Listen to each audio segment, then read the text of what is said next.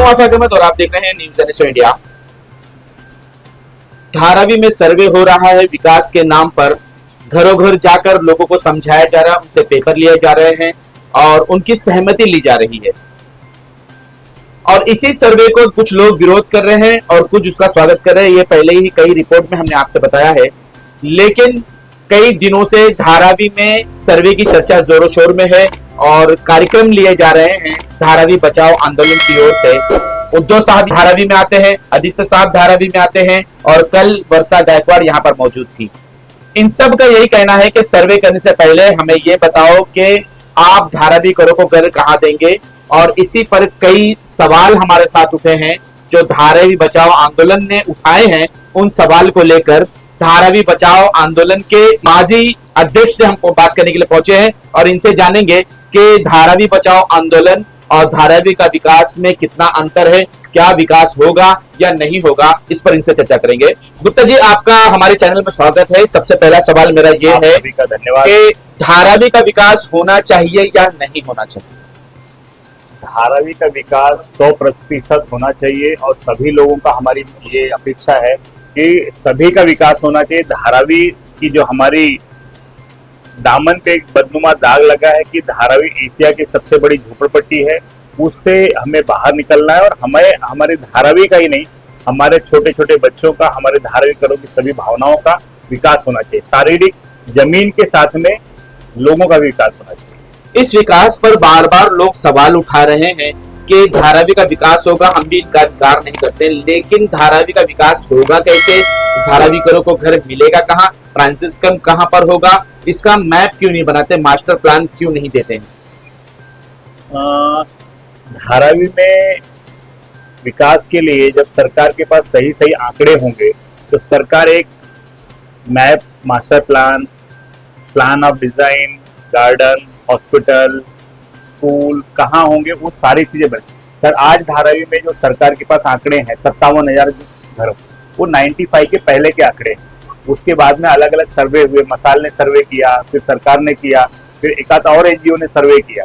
वो सारे सर्वे होने के बाद आज भी सरकार के पास कॉन्क्रीट ये जानकारी नहीं है कि एक्चुअल धारावी में घर कितने हैं, दुकानें कितनी हैं, या नीचे दुकान और ऊपर मकान, ऐसे कितने कॉन्सेप्ट ये है, यूनिट्स है। उन सभी का जब तक सरकार के पास आंकड़ा नहीं होगा तब तक सरकार कैसे विकास कर पाएगी?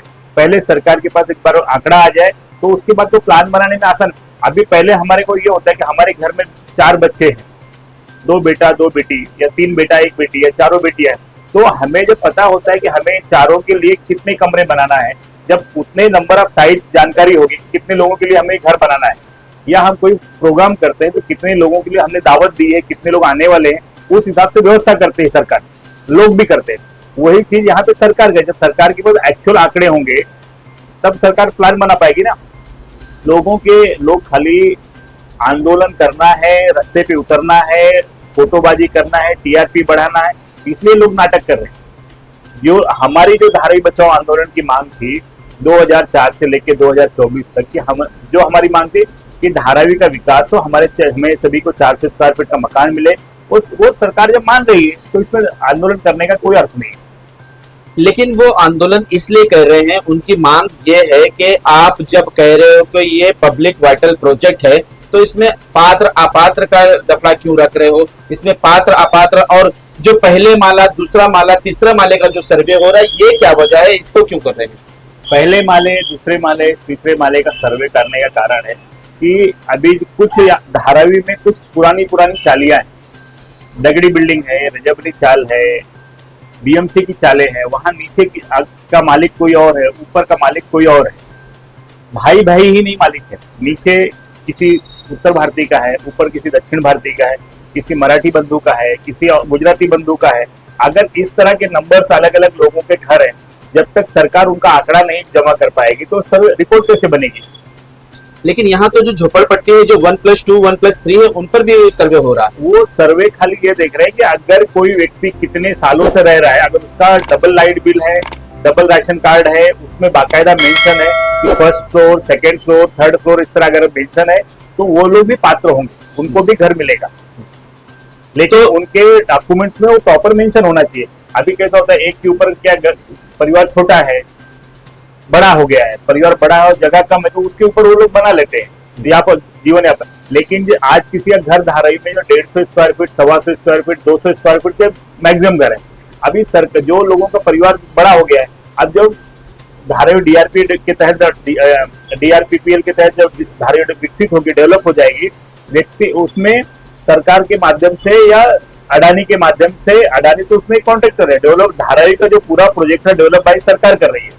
तो 350 स्क्वायर फीट प्लस बालकनी वगैरह मिला के जो मिलेगा, अच्छा मिलेगा, तो अच्छा ही ये चीज। शुरुआत में जब सेक्टर बना था तो उस वक्त मशाल का जो है वो सर्वे हुआ था, तो आपके बीजेपी के एक सदस्य ने सवाल उठाया है कि 2007 और 2009 में जब सर्वे हो रहा था तो क्या धारावी बचाओ आंदोलन ने कांग्रेस से सर्टिफिकेट मांगी थी, क्या उनसे मास्टर प्लान मांगा था? क्या नहीं मांगा था हमने इसलिए नहीं मांगा था कि हमारा उस समय भी यही था कि ये सर्वे एक बार होगा तो लोगों के पास आंकड़े आएंगे। जो 2007 और 2008 में जो सर्वे मसाल के माध्यम से शरद महाजन जी की जो संस्था ने किया था, वो सर्वे में ये क्लियर पिक्चर आया कि, लेकिन वो सर्वे को कुछ लोगों ने जबरदस्ती रुका दिया, पीछे पूरा सर्वे हो ही नहीं पाया।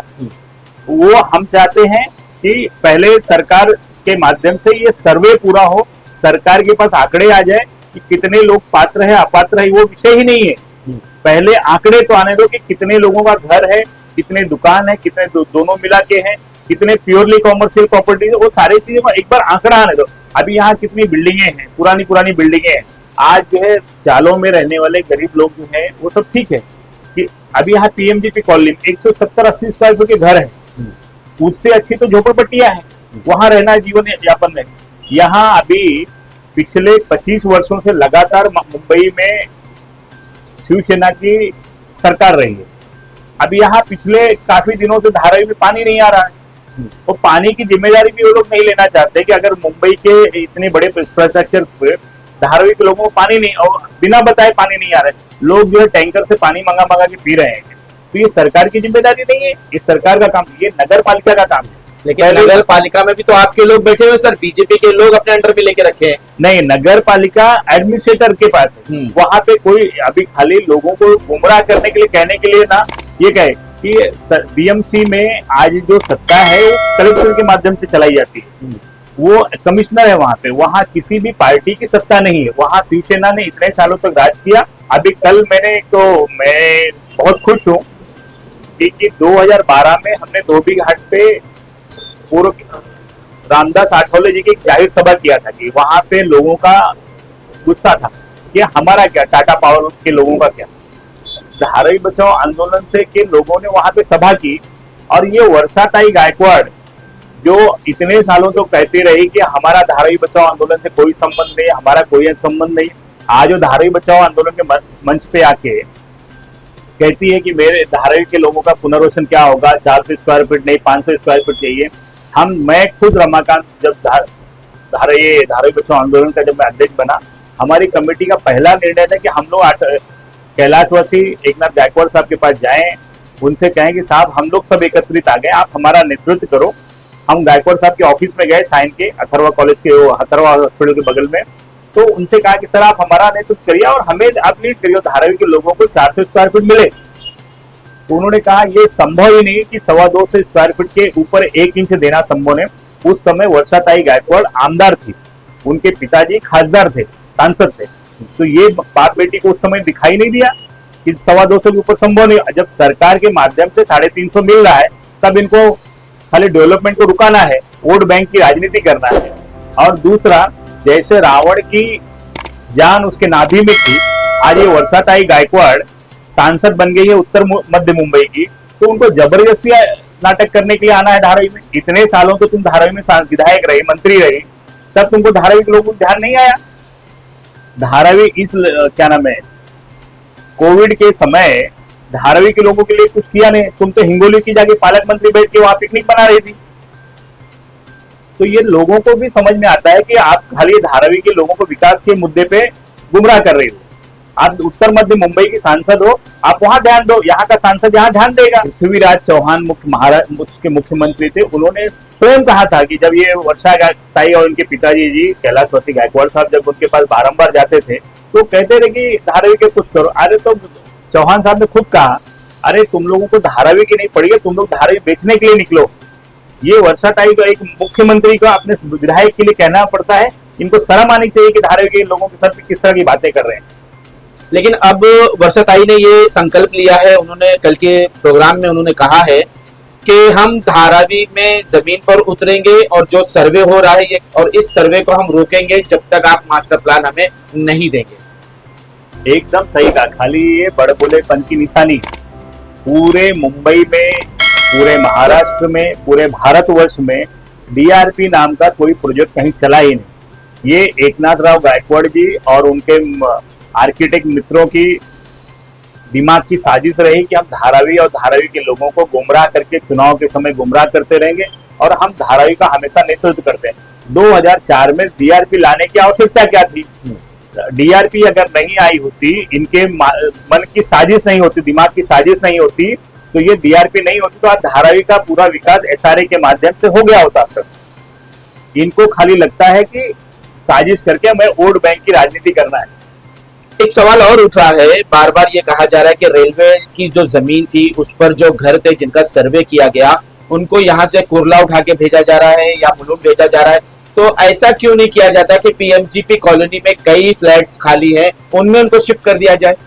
वो भी चल रहा है कि पीएमजीपी कॉलोनी में सेक्टर 5 में जो कुछ बिल्डिंगें बनाई गई हैं तो सरकार उसमें प्लान कर रही है कि अभी जो आपने कहा कि ट्रांजिट, इनको जब धारावी का डेवलपमेंट हुआ तो यहाँ के लोगों को ट्रांजिट कैंप कहाँ के?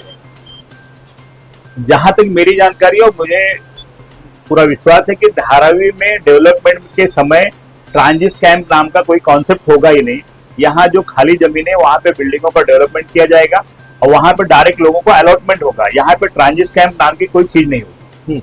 तो सर इसी बात को अगर जीआर दे सरकार, अगर लिखत में जनता के सामने रख दे, बोर्ड लगा दे, बैनर लगा दे, तो शायद ये मामला खत्म हो जाएगा, लोग आसानी के साथ सर्वे करने देंगे। फरवरी या मार्च, मेरे को तारीख ध्यान नहीं है, फरवरी या मार्च में सरकार ने सर्वे करने का एक जीआर निकाला था डीआरपीएल कि हम धारावी में सर्वे करने वाले है, मेरे पास है वो निकाला था। उसमें बहुत सारी चीजें उन्होंने डिक्लेयर किया। लेकिन अभी ये है कि आप कहते हो कि पहले ये अभी इनका जो धारावी बचाओ आंदोलन का जो पहले अध्यक्ष था, मेरा निकलने का कारण यही था कि इनका कहना है कि पहले प्लान मत दिखाओ फिर बाद में सर्वे करो। तो मतलब इनका कहने के मतलब है कि पहले बच्चे को रिजल्ट दे दो, बाद में एग्जाम लगाओ, उसके पहले बाद में हॉल टिकट बनाओ, फिर बाद में पेपर चेक करो, ये सारे बाद में प्रोसीजर करो, पहले मास्टर प्लान बताओ। मास्टर प्लान के लिए पहले उनके पास आंकड़े तो होने चाहिए कि हमको बनाना क्या है, करना क्या है। खाली इनको चिल्लाने के लिए, लोगों को वो लच्छेदार भाषण देने के लिए मास्टर प्लान, वाइटल प्रोजेक्ट। अरे जब तक सरकार के पास आंकड़े नहीं होंगे, लोगों के पास आंकड़े नहीं होंगे तो कैसे होगा काम? लोग ये कह रहे हैं कि आप जो ये हम पर सवाल उठा रहे हैं कि पहले सर्टिफिकेट दे दी जाए, एग्जाम से पहले सर्टिफिकेट दी जाए, तो वो कह रहे हैं कि पहले हमें सिलेबस तो बताओ कि आखिर पढ़ाना क्या चाहते हैं, तब जाकर हम उस पर काम करेंगे। पढ़ाना ये चाहते हैं कि धारावी का सर्वे होगा, यहाँ के जो निवासी हैं, मूल निवासी, उन सभी का पुनर्वसन धारावी में होगा। जो 2000 जो अभी कहते हैं ना कि जो पहले माले पर रहने वाले हैं, जो अपात्र होने जैसे, उनको भी घर दिया जाएगा। एसआरए में संभवतः जो रहता है, जो पात्र होते हैं उनको घर दिया जाता है, जो अपात्र होते हैं बिल्डर उनको बलपूर्वक, छलपूर्वक उनका घर तोड़ के। यही तो वाइटल प्रोजेक्ट है कि इसमें बिल्डर नहीं है, कोई सरकार है। यहाँ तो वही बात है ना, जब सरकार जो है अच्छा जब काम करती है, अच्छे लोगों के बारे में सोचती है तो अच्छा ही होगा। यहाँ कोई बिल्डर है ही नहीं है। ये पूरा का प्रोजेक्ट महाराष्ट्र शासन डेवलप करने वाला है धारावी, और महाराष्ट्र शासन के माध्यम से लोगों को अच्छी चीजें मिलेंगी और ये लोगों को विश्वास आना चाहिए। लेकिन विश्वास इसलिए लोगों को नहीं आ रहा है सर, बार बार यही कहा जा रहा है, कहा तो जा रहा है महाराष्ट्र सरकार, लेकिन सर्वे भी अडानी करता है, अडानी का ग्रुप करता है। यहाँ तक कि जो सर्वे हो रहा है उसके अंदर सरकार का ना कोई स्टंप है, ना शेर का निशान है, ना ही कोई और चीज है। क्योंकि आपने सर्वे 2000 की पावती देखी, उस पर सरकारी स्टंप है, उसके बाद मसाइल का जो हुआ उस पर भी सरकारी स्टंप है। तो इन तमाम चीजों को लेकर लोग डरे हुए हैं कि सिग्नेचर हमें जिस तरह से ली जा रही है, पता नहीं किस तरह का एग्रीमेंट बनाया जाए और कहा जाए कि सिग्नेचर आपने किया है इसलिए आपको मुलुंड जाना होगा या और कहीं जगह जाना होगा। एग्रीमेंट तो सरकार अभी कर नहीं रही, खाली नंबरिंग कर रहे हैं। नंबरिंग के बाद में जब आपको कोई डॉक्यूमेंट देंगे तो उसमें बाकायदा DRPPL जो संस्था है उसके माध्यम से आपको सर्टिफिकेट दिया जाएगा, आपको डॉक्यूमेंट लेंगे तो उसका एक्नॉलेजमेंट दिया जाएगा, वो सारी चीजें तो हैं। इसमें सरकार क्यों शामिल नहीं है? इसमें सर- DRP के बड़े बड़े लोग क्यों नहीं शामिल है? उनको सरकारी कार्ड लगाकर क्यों नहीं आ रहे? यहाँ पर तो PPL का ही नहीं, कार्ड लगा हुआ है। DRPPL के जो लोग हैं, जो एक बोर्ड बनाया गया, एक संस्था बनाई गई है अडानी की। एक कंपनी बनाई गई है जिसमें अडानी और सरकार की दोनों की भागीदारी है। दोनों की भागीदारी के तहत में वो कंपनी कर रही है। तो वो कंपनी को ही, जैसे अभी कैसा है कि महाराष्ट्र केंद्र सरकार हो या महाराष्ट्र सरकार हो या राजस्थान सरकार हो, गुजरात सरकार हो, मध्य प्रदेश सरकार हो, सारे काम वो खुद नहीं करते। उनकी कोई एक सिस्टर कंपनी होती है, जैसे बिहार की सरकार है, बिहार की एक संस्था है बिहार फाउंडेशन, वो लोग यहाँ पे काम करते हैं। उसी तरह सरकार की ये सिस्टर कंपनी है, उनके अंडरटेकिंग कंपनी है, उसके माध्यम से कर रहा, वो कंपनी को भी सरकारी अधिकारी का पावर है, सरकार का पावर है, वो सरकार के तहत ही वो लोग भी काम कर रहे हैं। तो यहीं पर फिर सवाल लोग उठाते लेते हैं, म्हाडा क्यों नहीं, MMRD क्यों नहीं, अडानी ही क्यों?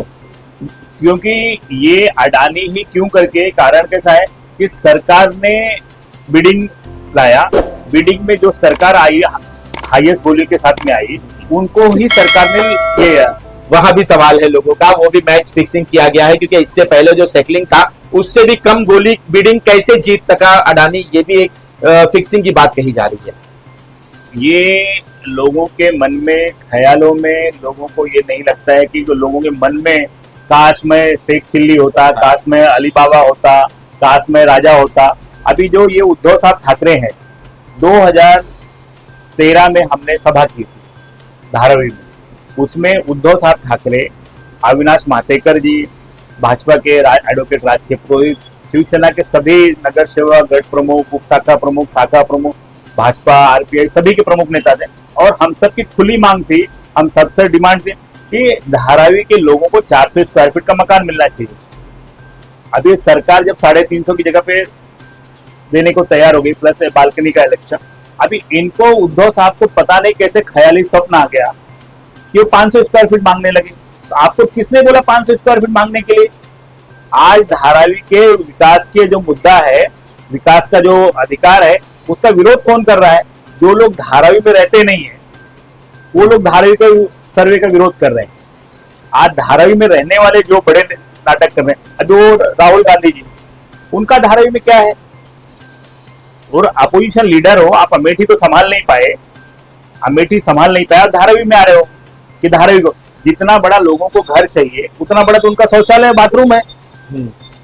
इस तरह की बातें नहीं। अभी जितने लोग हैं, उद्धव साहब धारावी में रहते नहीं है, बाबूराव माने जी धारावी में रहते नहीं है, संदीप कटके धारावी में रहते नहीं है, बाकी जितने तथाकथित नेता हैं जो अपने आप को धारावी का नेता मानते हैं, जो खासदार महोदय, जो उत्तर मध्य मुंबई के जो खासदार हैं, वो धारावी में रहती नहीं है, आके खाली धारावी के लोगों को गुमराह करने के लिए चले आते हैं। अरे धारावी के लोगों को तो पूछो कि धारावी के लोगों का दुख दर्द क्या है। सर, हर कोई यहाँ से धारावी से जुड़ा है, किसी की पैदाइश हुई, कोई पहले रहता था। इस तरह से अगर हम बात कहें तो राहुल शिवाले भी धारावी में नहीं रहते, वो भी धारावी की बात कर रहे हैं, और उनसे अगर कहे तो कहते हैं मेरी पैदाइश धारावी की है। तो इस तरह जितने लोग यहाँ से जुड़े हुए, वो सब धारावी से जुड़े हुए हैं, और यहाँ की पैदाइश, यहाँ पढ़े लिखे, और फिर वो आगे बढ़े हैं। तो ये सारी चीजें जो है मिली जुली है। राहुल सेवाले की बात करें, राहुल सेवाले धारावी में पैदा हुए। दूसरा बात क्या कि वो जब यहाँ के सांसद थे तब वो धारावी का विषय उठाते थे, तब लोग धारावी के लोग उनके साथ में थे। आज वो यहाँ के सांसद नहीं है, यहाँ का सांसद कोई और है, तो विषय खत्म। जब वो आए थे सांसद, यहाँ का भूमिपुत्र पैदाइश हुई बराबर, लेकिन वो यहाँ के सांसद के नाते विषय उठाते, अब वो धारावी का विषय नहीं उठाते। उठाए थे, अभी कुछ दिनों पहले आए थे, उन्होंने फेरी वालों के बारे में, धारावी के फेरी वालों के बारे में बात की है। हाँ, वो कैसा है कि एक सांसद है, लोग उनके पास आते जाते कि हमारा ये विषय है, करते हैं, लेकिन जितनी तेजी के साथ में वो पहले उठाते थे विषय, धारावी के लोगों के लिए सुख दुख में खड़े होते थे, अब वो नहीं, क्योंकि एक सांसद का भी रुतबा वही। मैं रिक्वेस्ट करना चाहूँ, जैसे राहुल सेवाले जी उस धारावी का विषय उठाते थे सभी अपने क्षेत्रों का, वर्षा ताई से मैं हाथ जोड़ के विनती करता हूँ कि ताई आप उत्तर मध्य मुंबई देखो, धारावी छोड़ दो, क्योंकि आप धारावी के चक्कर में उत्तर मध्य मुंबई के लोगों के साथ में भी, कार्यकर्ताओं के साथ में वो न्याय नहीं कर पाओगे। आप दो जगह के करोगे तो आपके दो नाव पे चढ़ने वालों की हालत क्या होती है आप समझ लो। ये धोबी घाट की सभा में बीएसपी के पुराने उम्मीदवार संदीप कटके जी ने कहा कि एक पुलिस अधिकारी, रिटायर्ड पुलिस अधिकारी को सर्वे में काम लेके कर किया जाता है। लोग रिटायर होने के बाद में नेवी से, आर्मी से, पुलिस फोर्स से कहीं ना कहीं किसी न किसी काम में वो जुड़ जाते हैं। अगर वो गंगौने, विलास गंगौने करके जो अधिकारी की बात करते हैं, वो एसीपी करके रिटायर हुआ है, धारावी में काफी साल रहे, धारावी पुलिस स्टेशन में भी रहे, साहूनगर पुलिस स्टेशन में भी रहे, तो अगर उनको लगता है सर मैं कहीं जॉब करूं, उन्होंने अडानी कंपनी को ज्वाइन किया, तो इसमें क्या तकलीफ है? अब भले वो अडानी को नहीं जुड़ते, अंबानी को करते हैं, या एलएनटी को करते हैं, या हिडनबर्ग को ज्वाइन करते हैं, या प्रियंका गांधी की कोई कंपनी को ज्वाइन करते हैं, किसी और कंपनी में तो ज्वाइन करते हैं। अभी वो अडानी को ज्वाइन किया तो उससे क्या लेना है तुमको? तो इन लोगों को समझ में नहीं आता कि एक बार आदमी रिटायर तो फुल्ली रिटायर हो गया। ऐसा नहीं है। हर व्यक्ति अपने को फिट एंड फाइन रखने के लिए अच्छे से कहीं ना कहीं जुड़ा हुआ रहता है, लोगों को अपने अनुभव और सेवाएं देते रहते हैं, तो ये गलत बात है। बात यहाँ पे धारावी की वही चल रही है कि विकास धारावी को चाहिए, लेकिन विकास का जो है वो प्रमाण चाहिए उन्हें, मास्टर प्लान चाहिए उन्हें, देखना चाहते हैं वो कि किस तरह से हमें कहाँ पर आप रखोगे।